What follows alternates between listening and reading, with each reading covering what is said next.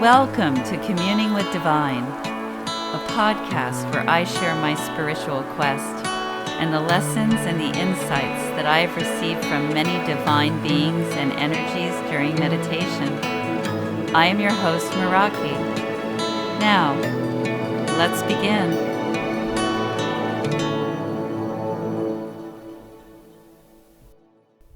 You are all most welcome here today. This is the 9th episode of Communing with Divine, and we're really just getting started. I'm not going to waste too much time. I just wanted to welcome you all and thank you for being here. Prior to the information that I'm going to share with you, I did a healing meditation that preceded it. And again, I will record it later as a guided meditation so that all of you can benefit from the healing of that particular meditation. April 25th, 2022. I just did an amazing healing meditation that was guided by Divine. So now I'm going to do my calling in after all this other amazing work that I just did. I'm asking Divine, who was that man who came to me during my healing session? He's not my higher self. Oh, okay, he's returned. He's standing in front of me and he's wearing sandals and a very plain sort of off-white ivory-colored tunic. He says that he's a facilitator.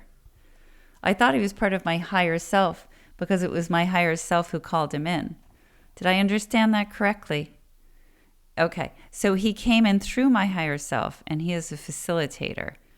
He's explaining that he can help with things that are very blocked and stuck, especially when there is a deep transmutation of energy that's required.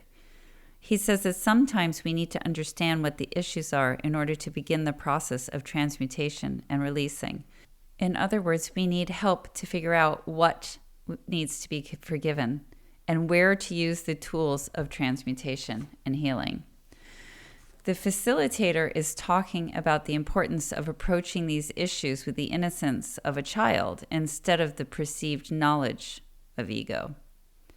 We need to ask questions such as, what is this issue?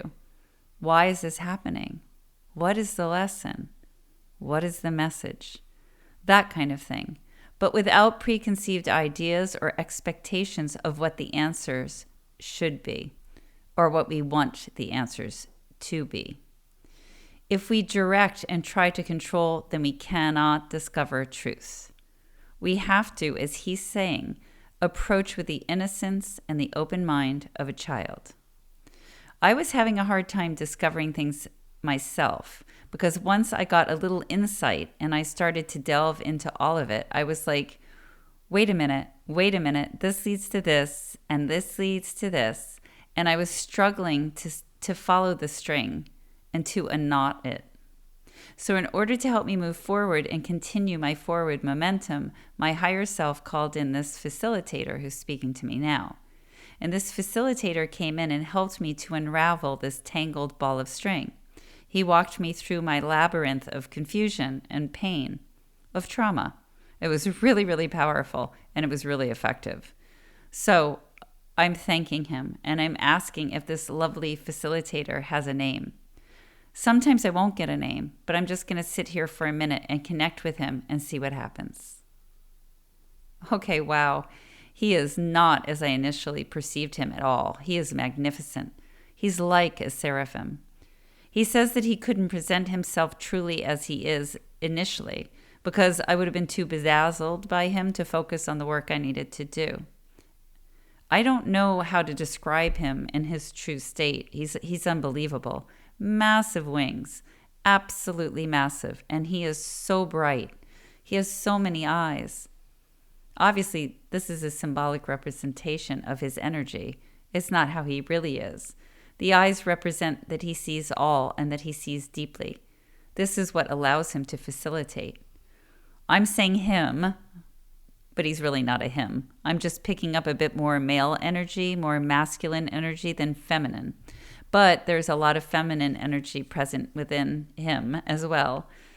There's a lot of healing ability within this facilitator. He reminds me strangely of a beautiful moth. Now, I know that might seem like a strange thing to say because most people don't consider moths to be beautiful, and many moths are plain. But The moths that are beautiful are absolutely breathtaking, with so many colors and sometimes what looks like a lot of eyes on their wings. That's what I'm talking about. Well, I think so anyway. So thank you so much from the bottom of my heart for helping me. I'm very humbled.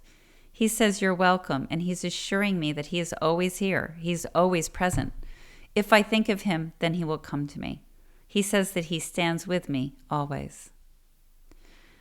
Goddess Alethea is coming forward. She says, now you can see truth within you. She's explaining that we become so used to the distortions that it's hard for us to even see that they are distortions. It's hard for us to see truth. There are many, many layers that obscure our vision, but truth is there, waiting to be recognized. The process of asking the questions innocently, like a child, is what allows us to loosen up the layers.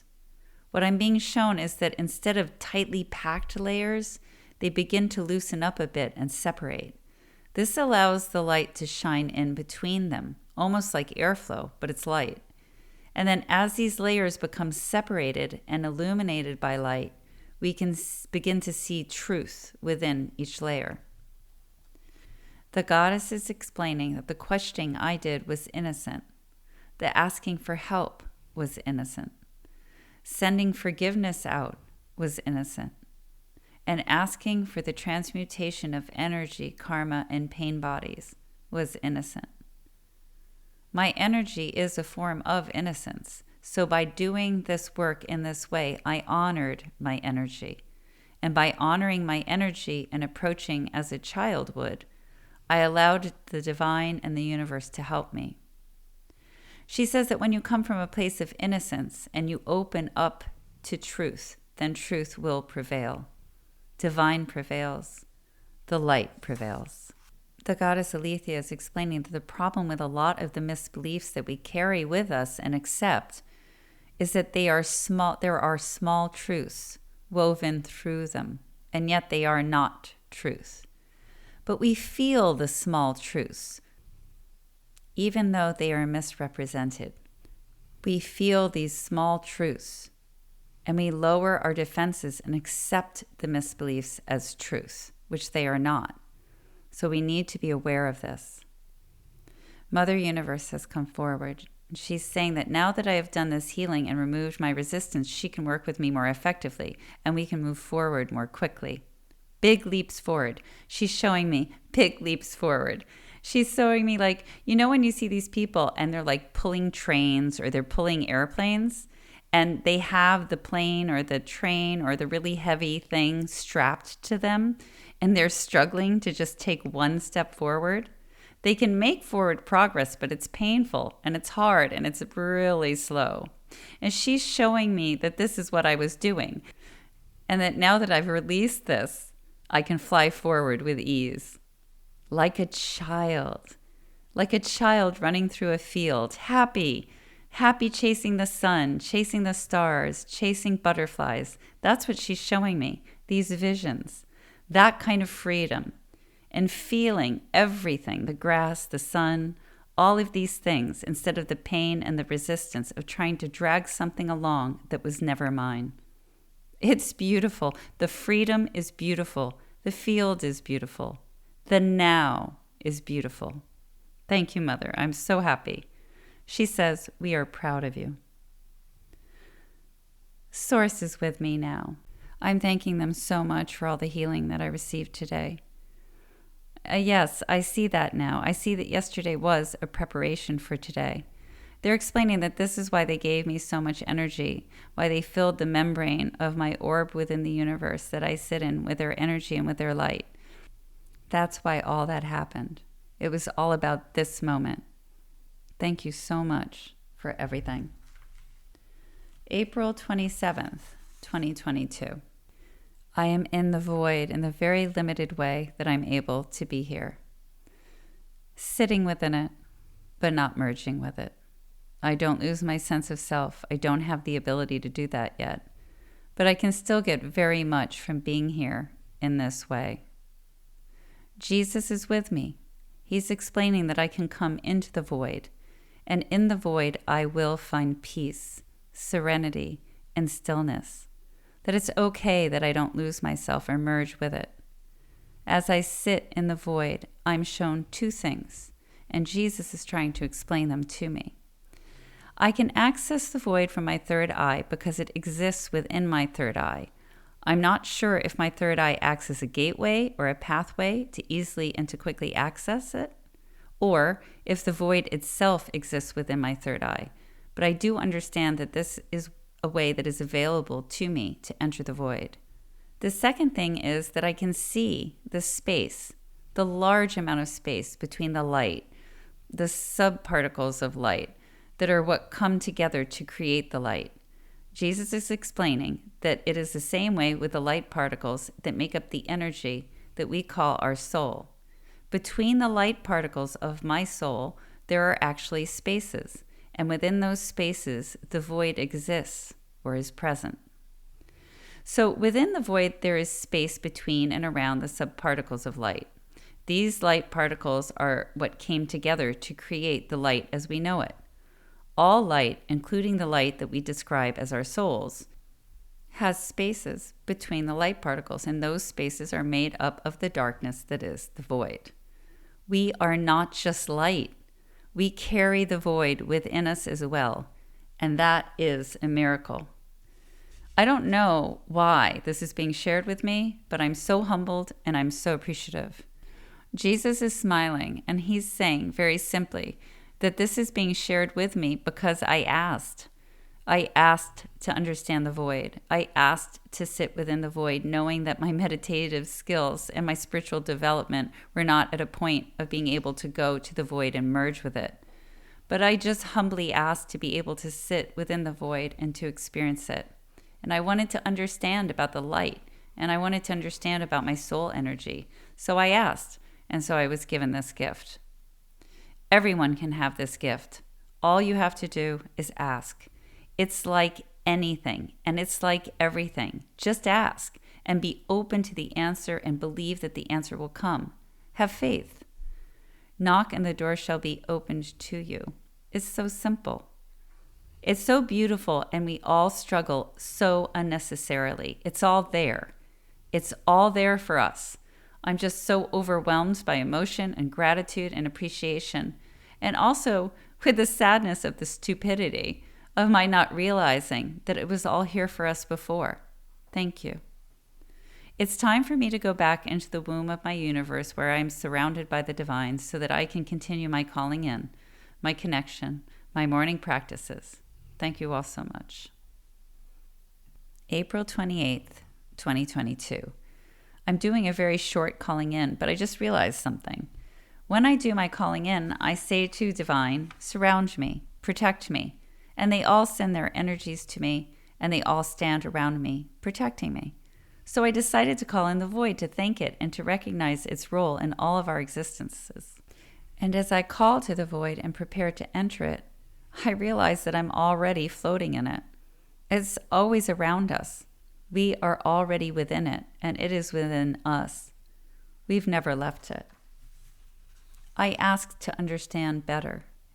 I'm being shown that we are all still in the void. Our universe exists within the void.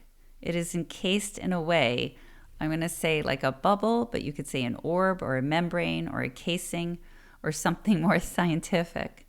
And we're all floating around within our bubbles where we create our experience of this reality within our universe that is also encased.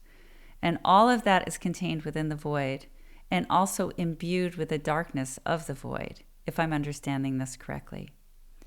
Our universe has not left the void, and our universe is not devoid of its energy. And we have not left the void, and we are imbued with its energy, which is also simple and yet completely mind-blowing. I'm also understanding that there is no time in the void. The void just is. And all that is contained within it and imbued with its energy, the energy that is a part of us, also has no time. I think that's pretty incredible. May 2nd, 2022, I'm speaking with Mother Universe. She's explaining that it's virtually impossible for us as humans not to form attachments to outcomes virtually every minute of every day.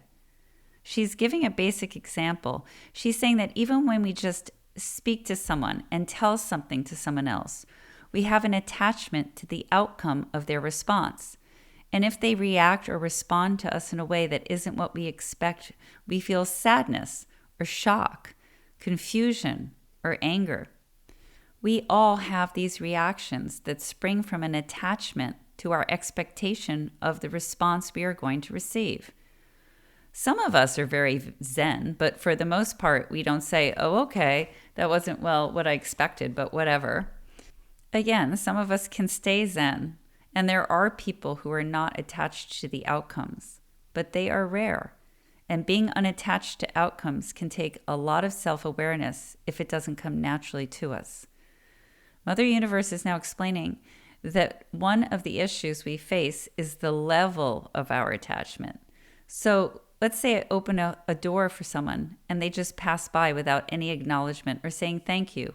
My level of attachment to the outcome hopefully is very low versus saying to someone, let's say, I love you, and they laugh in your face when you expect them to return your affection. She is saying the mind is tricky. The mind is tricky. What I think that I'm understanding is that we put up parameters or rules for ourselves because we have certain goals that we want to achieve. So deciding things like, I will not form attachments to material things, or I will trust the universe, I will trust the divine, things like that. And at first, the mind respects this while it waits to, I'm being shown this as a representative picture. So I'm going to describe what I'm being shown. I'm seeing one part of the mind that is accepting these parameters, but another part of the mind, which is where ego resides, works to try to figure out ways to present what it thinks it's best for us in such a way that it doesn't obviously violate the parameters that we have put up. And we fall for it, sometimes slowly, sometimes hard and fast. It's so tricky because that part of our mind makes it hard to spot the ruse that is slowly developing when it's within our own thoughts. And I think this is what I'm understanding. Mother Universe keeps going back to a saying that I heard a long time ago. Darkness can cloak itself in light. She's saying, be aware of this. Be vigilant. And what I'm understanding is that your ego, our egos, will sit back and be good for a little while, or so you think. And this lulls you into a false sense of trust, and you lower your defenses. But what ego is really doing is something like this, thinking, how can I get what I want, what I think is best?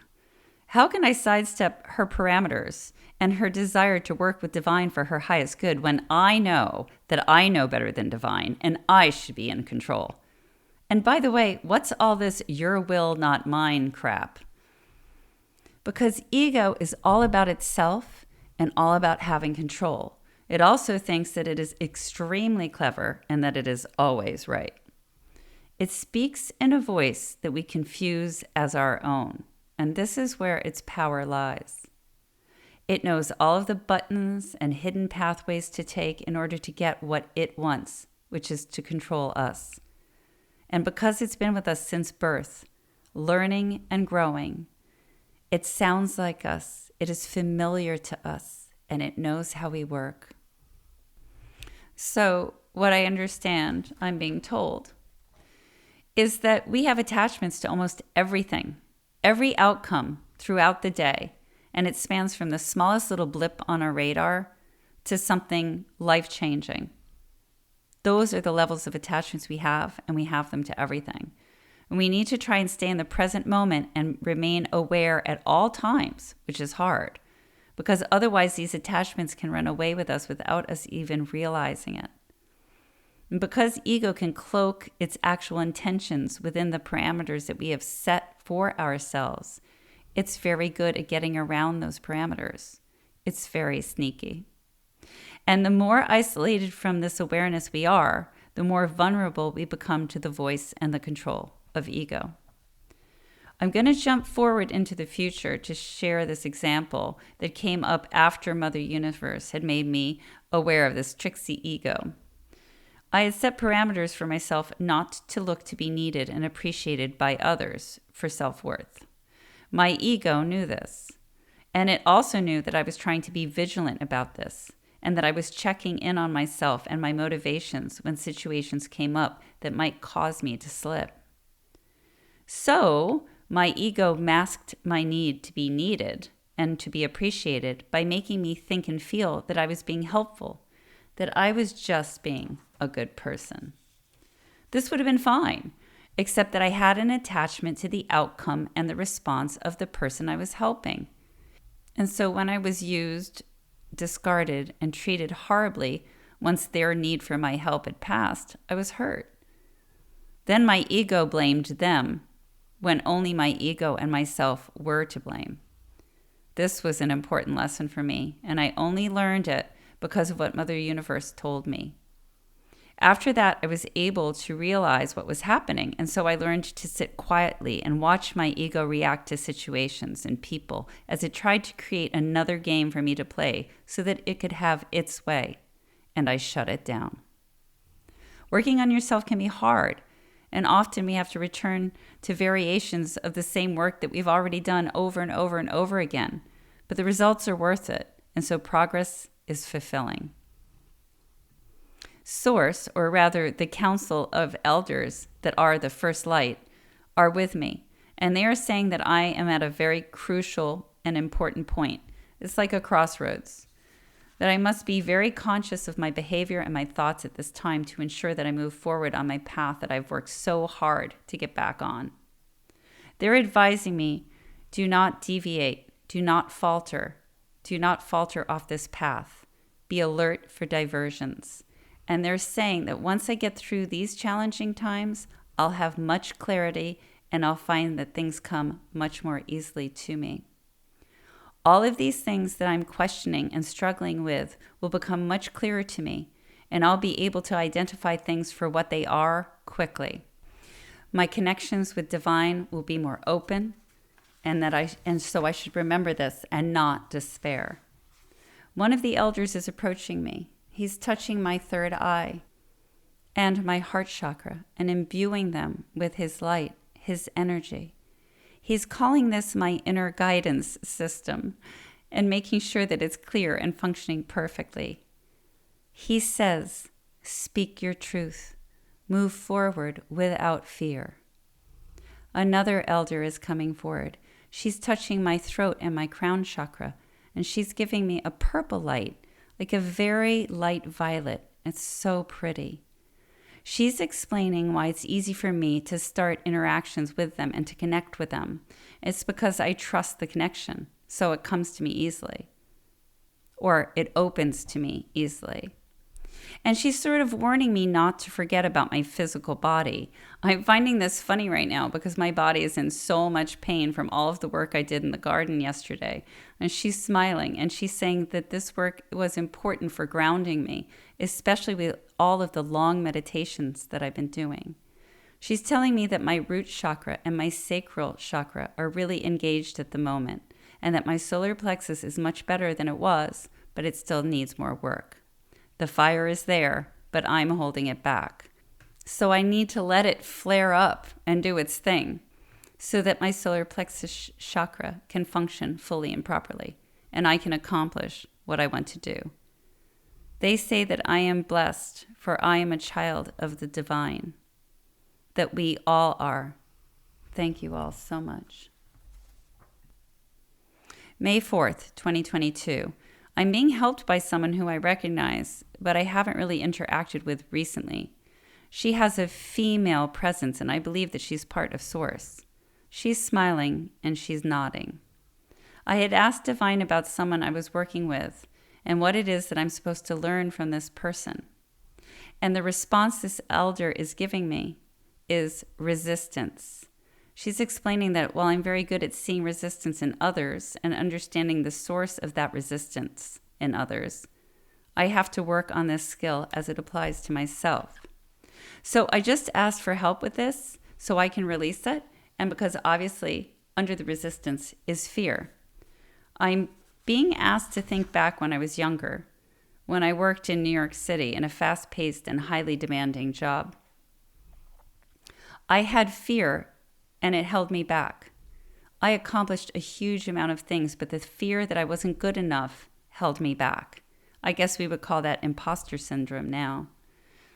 And yet the proof of my abilities and my competence was evident in that with each completed assignment or challenge came higher levels of more complex and confidential responsibilities. I aced my job.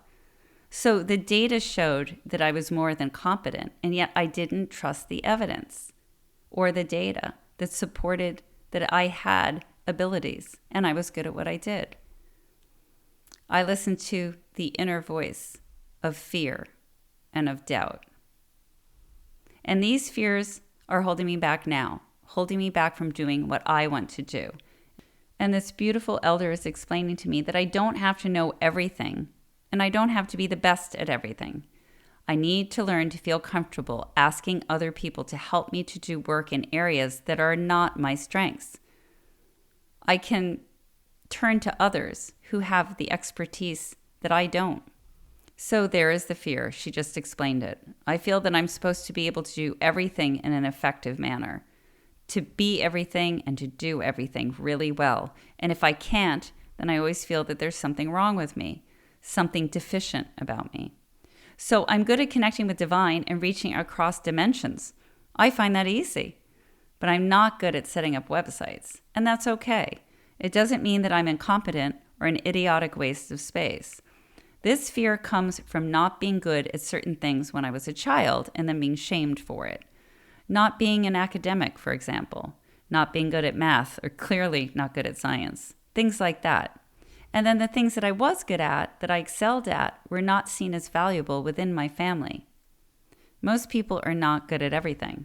She's reminding me of something that my dad said years ago when we were talking about the best presidents. He said that the best presidents were not necessarily the smartest people, but that the best presidents were savvy enough to hire the smartest people. Those who were at the top of their fields. And then they had the good sense to listen to the advice these experts gave them. She's telling me that I am good at a lot of things that I need to be good at, and that I should not concern myself with the other things. I should just turn to people for help. I'm thanking her. And she says that I'm welcome, but that I need to deal with that fear. I need to find it, I need to root it out, and I need to release it. May 5th, 2022. I've called in the mighty ones, and they're going to help me today because my dad came in earlier when I was doing my meditation and told me that I need to deal with an ancestral pain body that has been reinforced through many generations.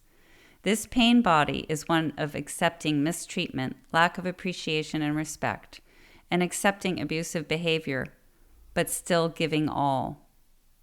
Apparently, the time to deal with this ancestral pain body has come. My dad is saying, don't fear the pain body. Deal with, transmute it, release it. Do that so that you may be free. Thanks, Dad. He's going to help too, because this specific pain body came to me through his ancestral line. My higher self is speaking with me. My higher self says, what your father says is correct. My higher self is explaining that this is a very crucial point for me, that I have dealt with a lot of pain bodies already and I have made a lot of progress. But this particular pain body is extremely entrenched. So what this pain body has been doing is that it has been stepping out of my energy field and remaining dormant for long periods of time. And then, okay, hang on. I'm being shown that I had done a lot of work many years ago, around the year 2009, that protected me from the influences of this particular pain body. But the work wasn't completed. And then certain situations in my life made me vulnerable to the influences of this pain body again. And it regained entry into my energy field. It's affecting me, and it has been for a while, and so it needs to be dealt with immediately and completely. My higher self says that I can call forth that specific pain body, that I can deal with it and transmute it. But I have to recognize that even if I do that, I need to follow it up with action, applied action, Every time I face a situation where this pattern of submissiveness and abuse reoccurs, I need to be aware of it and I need to take action, not to give in to it. Because if I don't, then this pain body may return to me. It may reform. It may regenerate. I'm asking how that's possible. If I transmute the pain body, how can it reform? My higher self is explaining to me that I might protect a minute part of this pain body without realizing it. And the reason I might do this is because I'm so used to its presence. It is so familiar to me. And the pattern of behavior that it encourages and the situations that it encourages have been part of my ancestral line for a very long time and part of my life always. And because this doing for others despite poor treatment did define who I was in many ways, I may allow a bit of this pain body's energy to remain with me. And from this tiny spark of existence, it can regenerate. He says that this is not uncommon and that all of us should be aware of this, that we should keep in mind that the energy work is important, but so is the physical action in this plane of existence. We have to remain aware and vigilant so as not to allow the influence and the patterns to reemerge in our lives, because that may allow any residual energy from an old pain body to grow again. The goddess Aletheia is speaking. She's reinforcing what my higher self has said. She is saying, this is truth. This is truth. I can do this. I will have no fear. She is with me. She is truth, and she is with me. The goddess Aletheia is saying there is no need for fear. The pain body is an illusion that has been given life. It is a thought that was given life many, many generations ago. This is all that it is and nothing more. I feel pressure in my throat. I know what it is. It's the pain body, and it doesn't want me to transmute it. She's advising me to ask her to surround me with her energy. She says, I am truth. I am the light of truth through which fear cannot pass. For my light illuminates the fear. I dissolve fear. I repel it. For fear is the opposite of truth, and it cannot stand where I shine. I am protected. I see her all around me, her beautiful shimmering light. Now I can safely remove and transmute this pain body with all of their help.